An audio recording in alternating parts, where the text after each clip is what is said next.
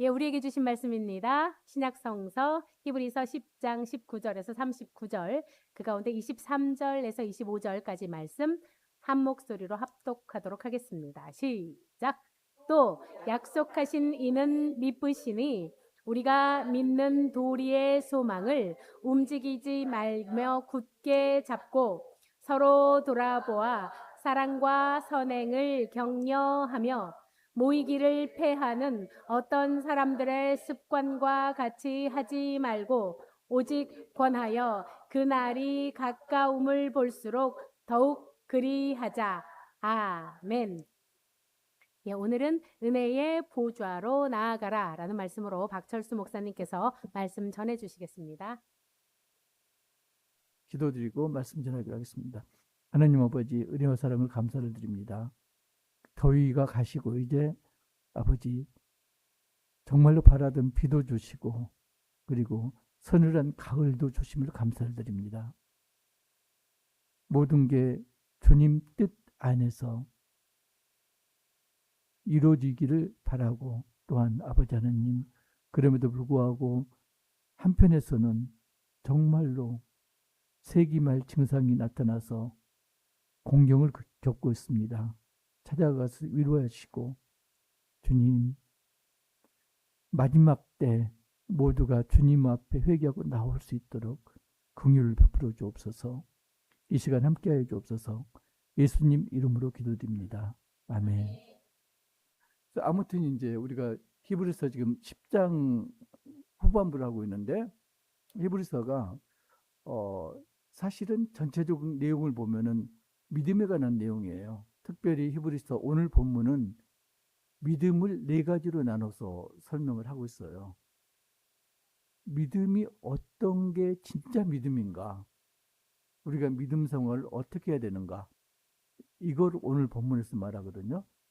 그 전에 지난주에 우리가 했던 내용이 뭐냐면은 율법과 사람 대제사장은 뭐다? 실체가 아니다. 모형이고 그림자다. 그래서 제사장들이 매년 속죄제를 드린다. 만약에 속죄제를 드려서 죄가 없어졌다면 그 다음에 드릴 필요가 없다. 그런데도 불구하고 줄기차게 매년 속죄제를 드린다는 이야기는 뭐다? 죄가 없어지지 않았다. 그러니까 두 가지 의미가 있습니다. 하나는 제사장들이 드리는 속죄제가 불완전했다. 하나는 그거고요. 그렇게 드렸는 불완전한 제사를 드렸지만은 사람들이 다시는 죄를 짓지 않았다. 그러면 속죄제도 다시 드릴 필요가 없잖아요. 근데 사람들도 여전히 죄를 지었다. 왜? 속죄제가 불완전했기 때문에. 그래서 매년 죄를 드릴 수밖에 없었다. 그런데 그걸 예수 그리스도께서 십자가에서 자신을 희생제물로 드리셨다. 그리고 그 다음에는 속죄제를 더 이상 드리지 않는다. 그 이야기는 예수님께서 자신을 희생제물로 드려서 속죄제 드린 게 죄를 온전히 소멸했다. 그래서 우리는 어떤 상황이다? 우리는 더 이상 죄인이 아니다. 여기까지가 이제 지난주 내용입니다. 그게 이제 저 내용이고요. 자, 그런데 불완전한 거였다. 예수님은 완전한 속죄제를 드리셨다. 그러면 우리는 죄인이 아닌데, 그러면은 우리는 어떻게 살아야 될 건가? 갈라디아서 말씀은 우리는 더 이상 죄인이 아니다. 자유인이다. 그러니까 죄의 멍에를 다시는 져서는 안 된다. 그러니까 자유라는 게 참 사람들이 좋아하는데, 자유가 두 가지 의미가 있어요. 하나는 내 마음대로 한다는 그 의미가 하나 있고요. 그 다음에 또 하나는 사람들이 이걸 가지고 이제 자꾸 잊어먹는데, 자유에는 뭐가 따른다? 권리 말고도 의무가 따른다. 그죠? 책임과 의무가 따른다. 그래서 사람은 자유 그러면 권리만 생각하는 거죠. 내가 마음대로 하는 게 자유다. 근데 진정한 자유는 뭐다? 내가 마음대로 하는 게 아니고 내 행동에 대해서 내가 책임을 지는 거다. 이게 이제 자유다. 그죠? 두 번째는 바울처럼 헌신해야 된다. 하나님의 일꾼이 되어야 된다. 자유인이라면은, 죄인이 아니라면은 어떻게? 하나님의 일꾼이 돼야 된다. 하나님의 일꾼이 되면은 사람들이 환영을 하나요? 환영을 하지 않고 오히려 핍박을 한다. 그걸 당해야 된다. 그래서 세상에 주는 환난과 핍박을 피하는 게 아니라 오늘 본문에서 후반절에 나옵니다. 세상 고난을 당하라. 예수 그리스도께서 고난을 당하셨지 너희도 고난을 피하지 말고 당하라. 그게 하나님 보좌 앞에 나아가는 길이다. 세 번째는 용서하라. 그죠? 가장 어려운 게 용서잖아요. 그죠? 가장 어려운 게. 사랑해서 다 했어. 그런데 마지막 죽을 때까지도 못하는 게 용서입니다.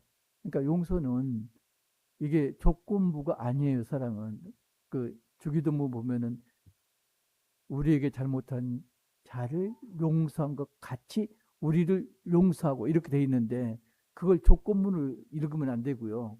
반대로 읽어야 돼요. 하나님께서 우리를 용서하셨다. 그러니까 우리도 다른 사람을 용서하지 않으면 나는 용서를 못 받는다. 용서가 취소가 된다. 이렇게 받으셔야 돼요. 용서라는 게 조건이 아니에요. 하나님이 우리를 먼저 용서하셨으니까 우리도 다른 사람을 용서해야 된다. 이런 겁니다. 그런데 이제 가만히 보면 대부분들이 내가 지은 죄는 몰라. 기억도 못해. 그런데 남이 나에게 저지른 사소한 건 끝까지 기억해. 부부싸움에도 그렇잖아요. 잘못 저지른 사람은 대부분이 남편이라 참 그러는데 대부분 까맣게 잊어먹어. 몇 년 지났는데 아내는 그걸 들춰내. 그잖아요. 남자 입장에서 미쳐버리는 거야. 기억도 못하고 있는데. 근데 죄를 지었다. 근데 나는 그걸 죄로 여기지 않았다. 그래서 기억하지도 못한다. 그런데 상대방 그게 아니죠. 상대방이 줬던 그 상처가 너무나도 컸다. 그래서 몇 년이 지났음에도 불구하고 그걸 잊지를 못한다. 용서해야 된다고. 그죠? 근데 말로는 용서한다고 그러는데 마음속에, 머릿속에 남아있다는 이야기는 온전히 용서하지 않았다는 증거잖아요. 용서를 해야 된다. 가장 어려운 걸 이제 지난주에 말씀을 하셨고요. 얘가요, 방언도 하고, 물론 이제 19절부터 보면은 그 한 컷으로 그림 그리기가 굉장히 어려워요. 전부 이제 낱낱이 떨어졌기 때문에 얘가 쉽게 하느라고 그냥 조각조각 내고 붙여버리더라고. 그래서 몇 번 시켜봤는데도 똑같이 그래요. 나중에는 방언 싸우고 해가지고 그만했는데, 어, 일단은 오늘 본문은 믿음을 네 가지로 지금 이야기를 하고 있다. 큰 것부터 한번 보실래요? 큰 것만. 첫 번째는 온전한 믿음에 대해서 이야기하고 있다. 어떤 게 온전한 믿음인가? 두 번째는 사랑과 선행을 격려하는 믿음에 관해서 말씀하고 있고요. 그리고 세 번째는 하나님을 경외하는 믿음이라는 게 어떤 것인가? 여기는 경외라고 나왔는데 경고가 들어가요. 그러니까 네가 잘못하면은 너는 벌을 받을 거야. 그래서 하나님을 경외해야 돼. 이런 거고요. 그다음 마지막 네 번째는 하박국에 나오는 거죠. 의인은 믿음으로 말미암아 살리라. 이 네 가지 믿음에 대해서 이야기를 하고 있습니다. 그래서 19절부터 보면은 여기서 보면은 어떤 믿음? 첫 번째가 온전한 믿음이다. 19절에서 22절까지 온전한 믿음이라는 게 나오는데 이걸 보면요. 사실은 21절까지 보면은 담력을 얻었다. 담력을 얻었다. 근데 담력 뒤에 보면은 19절에 얻었다 그렇게 나와요. 그러면은 우리가 얻었는데 뭘 얻었느냐?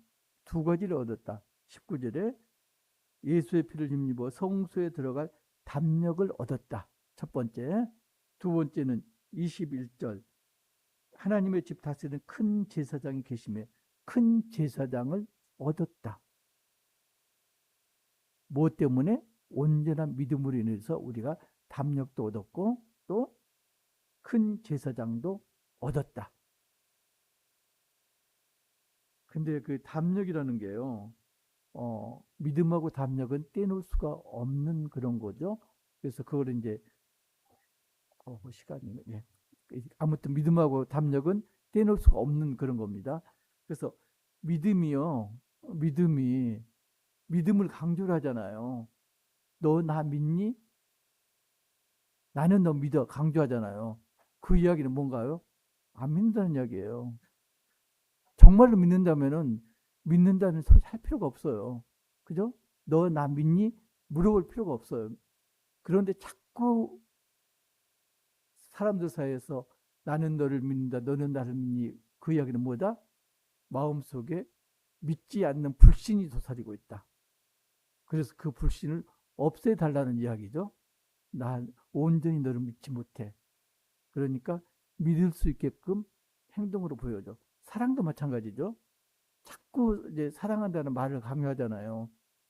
근데 그게 좋으면서, 사랑은 이제 그 말로도 표현을 해야 되니까 좋으면서도 한 가지 문제점이 뭐냐면은 립 서비스가 되기가 쉬워요. 말로만 사랑하고 실제적으로 행동을 하지 않고, 그리고 계속 사랑해 하다 보면은 말로만 사랑하면은 그것이면은 충분하다고 착각을 하는 거죠. 그죠? 그러니까 우리나라 사람들보다도 서구 사람들이 입에 사랑한다는 말을 붙이고 살죠. 매사에 사랑한다고 그러죠. 이혼율이 어디가 높을까요? 그쪽이 훨씬 높아요. 그러니까 사랑은 말이 아니고 사랑은 행동이다. 믿음도 말이 아니고 행동이다. 찔리는 분 있나요? 예. 그 다음에 22절부터 보면은 이게 뭐라고요?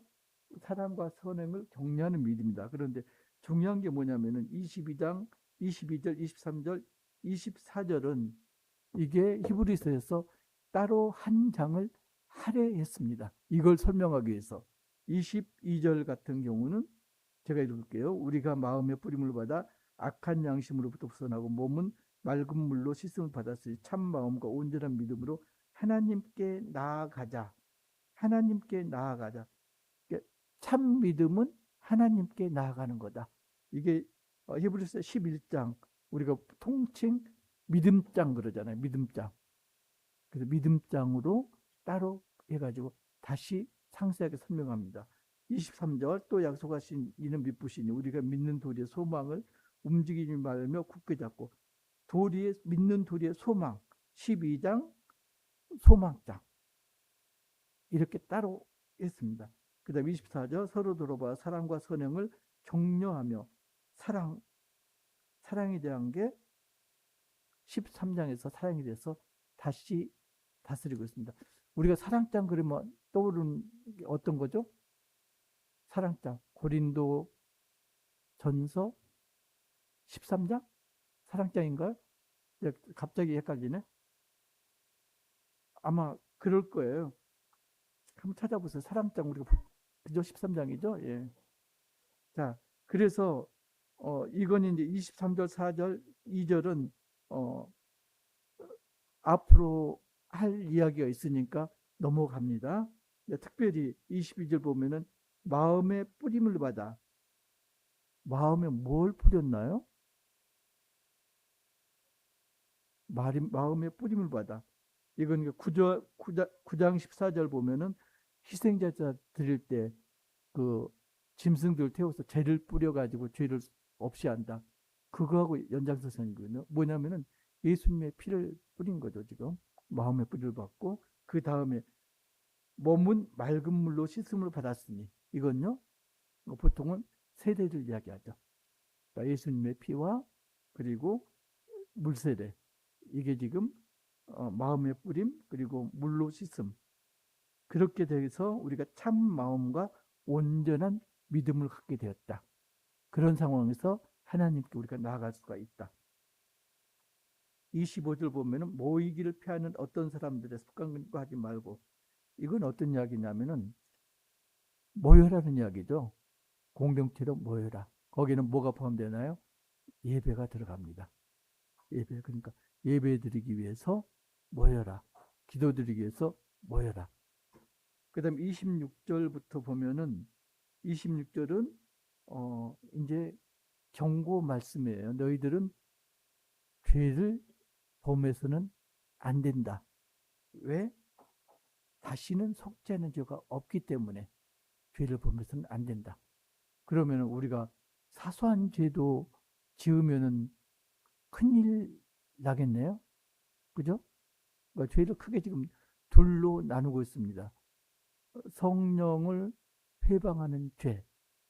또 하나는 우연히, 그걸 우범죄라 그러죠. 우연히 저지른 죄. 이 예가 뭐가 있냐면은 사도행전 23장 보면은 바울이 체포되었을 때 대제사장을 꾸짖습니다. 그런데 나중에 그 주변에 있던 부하들 이야기를 하죠. 대제사장이 네가 꾸짖을 수 있느냐? 바울이 그럼 나는 대제사장인 거 몰랐다. 그렇게 이야기하죠. 모르고 저지른 죄. 이건 용서받을 수 있다 없다? 이건 용서받을 수 있다. 그런데 의도적으로 저지른 죄. 이건 용서받지 못한다. 이 이야기입니다. 그래서 그런 의도적으로 주님을 욕되게 하는 죄는 어떻게 된다? 심판을 받는다. 거기 27절, 8절, 9절 계속해서 나오는 게 심판을 받는다.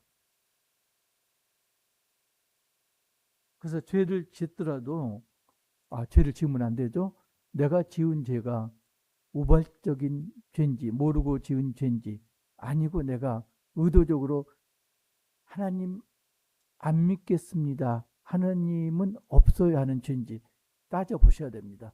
그러니까 하나님을 부정하는 죄는 용서받지 못한다. 이렇게 지금 이야기를 하고 있습니다. 그 다음에 32절 보면은 전날에 너희가 빛을 받은 후에 고난의 큰 싸움을 견뎌낸 것을 생각하라. 여러분들 만약에 흔히 그런 이야기 하잖아요. 정말로 내가 행복했던 그런 때로 돌아가고 싶은 그런 시절이 있다면은, 갈 수 있다면은 어떤 시절로 돌아가고 싶으세요? 대부분은 보면은 뭐 이렇게 젊은 때로 이렇게 돌아가고 싶다고 그러는데, 제가 여러분들이 원하는 때로 가게 만들어 드릴게요. 눈을 감고요. 자, 눈을 감아 보세요. 그때로 보내드릴 테니까. 그리고 가고 싶은 때를 머릿속으로 그려보세요. 눈을 뜨면요, 거기로 가 있을 겁니다. 하나, 둘, 셋, 눈을 떠보세요. 어디로 가 있나요? 여기 있잖아요, 지금. 그죠? 그러면 가장 좋은 때가 언제다? 지금이다. 지금이다.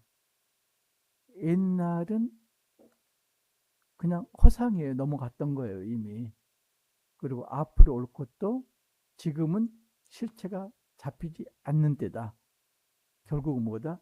지금이 중요하고 지금이 가장 행복한 때고 지금이 가장 소중한 때다. 지금 이제 그 이야기를 쭉 써놓고 있습니다.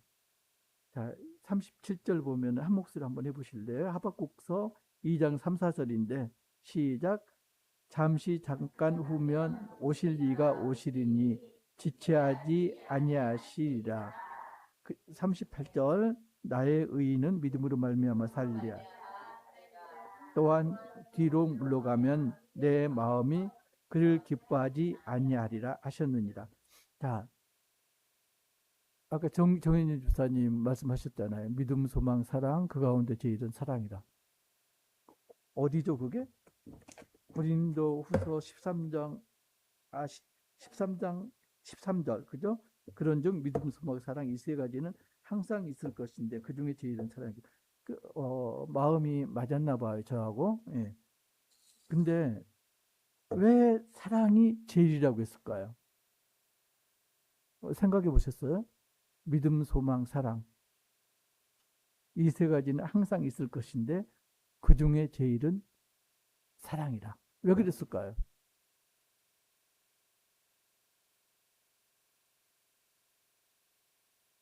믿음은 히브리서 11장 1절 보면 믿음을 뭐라고요? 믿음은 바라는 것들의 실상이요 보이지 않는 것들의 증거니. 바라는 것들이 뭔가요?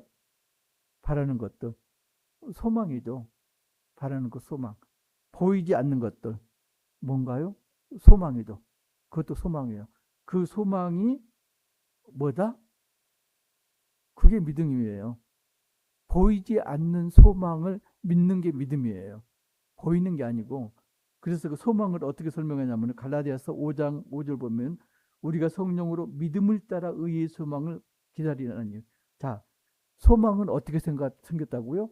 믿음을 따라서 소망이 생겼다. 그런데 그 소망이 뭐다? 믿음의 실상이고 증거다. 그러니까 믿음하고 소망은 떨어질 수가 없는 그런 거예요. 믿음이 있으면 소망이 있고 소망이 있으면 믿음이 있다. 그런데 믿음은 자 중요한 게 이겁니다. 믿음은 어떻게 생겼나요? 믿음은 내가 믿고 구원의 소망을 가져고 하나님이 너 이쁘다고 그래서 구원을 해주셨나요? 순서가요. 믿음하고 소망이 먼저가 아니에요. 하나님이 나를 사랑하셔서. 왜? 하나님은 사랑 자체니까. 하나님이 나를 사랑해 주셨다. 그러니까 뭐가 생겼다?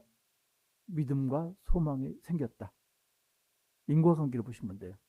사랑이 먼저고 그 다음에 사랑으로 인해서 믿음하고 소망이 생겼다. 그래서 믿음, 소망, 사랑 그 가운데 사랑이 제일이라고 그랬는데 또 하나가 어떤 게 있냐면요. 사랑은 뭐다? 현재형이다.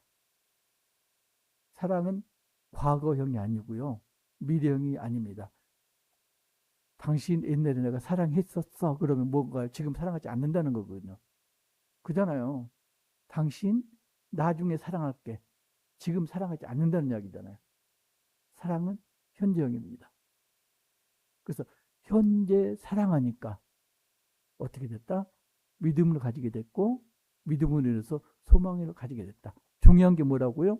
믿음은 보이지가 않는다. 왜? 소망 자체가 만약 내가 꿈꾸던 게 눈앞에 드러났다면 더 이상 소망이 아니잖아요. 현실이지.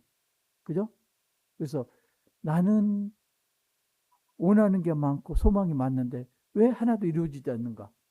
왜 안 이루어지겠어요? 믿음이 없어서 안 이루어지는 거지. 소망을 현실로 당기는 게 뭐다? 믿음이다. 어렵나요? 보이지 않는 소망을 보이게끔 만드는 게 믿음이다. 믿음이 없기 때문에 소망을 현실로 가지고 올 수가 없다. 지금 그런 이야기입니다. 그래서 우리가 이제 자꾸 헤매거든요. 내가 믿음이 있나 없나. 왜 그럴까요? 믿음은 보이는 게 아니기 때문에. 그죠? 그래서 야고보에서 그러잖아요. 행함이 없는 믿음은 죽은 믿음이다. 믿음이 믿음이라고 나타나는 게 아니고 믿는 자라면 마땅히 뭘 해야 된다? 이웃사랑 해야 된다. 사랑을 베풀어야 된다. 그러니까 믿음이 뭘로 나타난다고요? 사랑으로 나타난다. 그러니까 사랑이 뭐죠? 결국은 사랑은 현재형이다. 그래서 믿음 지수가 어떻게 나타난다고요? 이 사람이 사랑의 행위를 하고 있나 안나를 보면은 이 사람은 믿음이 얼마나 좋은지를 알 수가 있다. 아는 것도 많고 그 다음에 입만 열면은 성경 구절 줄줄줄줄 말을 하고 그리고 경건하게 행동하고 그런데 뭐가 없다? 이웃을 사랑하는 그런 행위가 없다면은 그 믿음은 어떤 믿음이다? 죽은 믿음이다. 진짜 믿음이 아니다. 우리는 안 그러는데 큰 교회에는 그런 분들이 적지 않습니다. 경건한 분들 많습니다. 근데 경건이 경건으로 끝난다면은 그건 참 믿음이 아니다. 경건은 뭘로 승화해야 된다? 이웃 사랑으로 승화를 해야 된다. 자, 마지막 말씀이 뭐냐면은, 자, 그렇다면은 우리가 믿음에 대해서 이렇게 알았는데, 그러면 우리는 어떻게 살아야 되는 건가? 우리가 믿는 자로서 어떻게 살 것인가? 그걸 크게 두 가지로 지금 이야기를 하고 있습니다. 첫 번째는 세상에서 어떻게 하라? 고난을 당하라. 자, 36절 보면은 너희에게 인내가 필요합니다. 왜 인내가 필요할까요? 그 앞에 쭉 나왔으면 33절도 보면은 비방과 환난으로서 구경거리가 되고 전부 나왔습니다. 그걸 참고 견뎌야 된다. 첫 번째가 그겁니다. 믿었다면은 하나님 보좌 앞으로 나아가는데, 하나님 보좌 앞으로 나아가는 첫 번째가 세상의 환난과 핍박을 견디어라. 피하라는 이야기 아닙니다. 당하라예요. 예수님이 그렇게 당했듯이 너희도 핍박을 당하라. 두 번째는 예배에 집중하라. 모여라. 모여라. 모여서 뭐 한다? 예배드리고 감사하고 찬양하고 이걸 하라. 두 가지가 오늘 말씀의 마지막 핵심 부분입니다. 믿는다면은, 온전히 믿는다면은 하나님 보좌 앞으로 나아갈 수 있다. 하나님 보좌 앞에 나아가려면은 고난을 당해야 되고, 두 번째는 모이기를 힘써야 된다. 그러니까 모이기를 힘쓰는 게 예배 드리는데 감사와 찬양으로 예배를 드려야 된다. 히브리서가요, 계속 똑같은 말이 반복돼가지고 치료해요. 약간 어렵게 느껴질 수가 있고. 근데, 히브리서 자체가 구약을 압축시켜 놓은 거, 특별히 레위기를 압축시켜 놓은 게 히브리서다. 이렇게 여기시고, 이제 11장부터는 조금 좀, 쉽게 와 닿을 거예요. 근데 지금까지는 이론적인 부분들이 많아가지고, 논리적으로 설명하느라고 조금 어렵게 느껴질 수가 있습니다.